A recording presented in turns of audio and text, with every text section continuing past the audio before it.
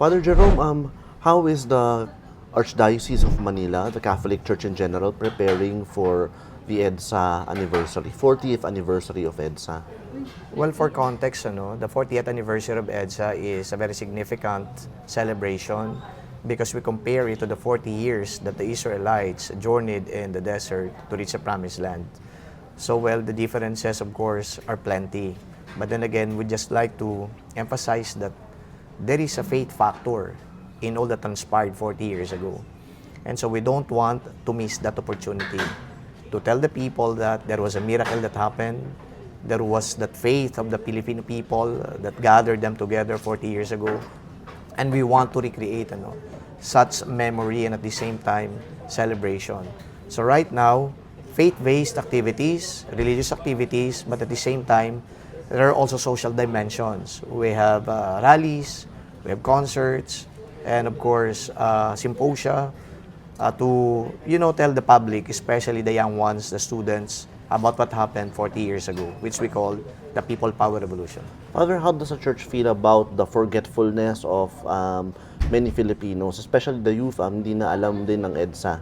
Well, it's quite concerning, but at the same time, we cannot just feel bad about it, but we have to do something about it. And this is what our small contributions are all about. So we have all these educational activities. I mentioned about symposium, so that we can inform and at the same time enlighten the young people about what happened during that day or those days, and at the same time, what is really the role of faith in all that transpired 40 years ago. Father, one last question. What is the role of our commemoration of EDSA in the current political crisis that we are facing now? Well, it's very important because corruption is still very rampant, and we have inept and corrupt officials in our midst. And I guess these are the same situation that we've been 40 years ago. And so therefore, we really have to inform the public, rouse the consciousness of the public, and at the same time, really rally the public to stand up for justice, for goodness, for moral leadership, and moral governance. And we have a Marcos again as president. Well, we cannot anymore do something about it. He was elected, but then again, we just have to see to it that corruption is no longer going to be the primordial problem of the country.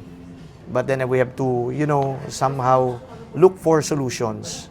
Of course, we cannot weed out corruption outrightly, but at least lessen it and put behind bars all those who perpetrated it, so that we will no longer be dealing with all the shenanigans that were committed by all these people. So let them be examples of how it is to be accountable when they did something wrong, when they do something wrong. Thank you very much, Father Jerome.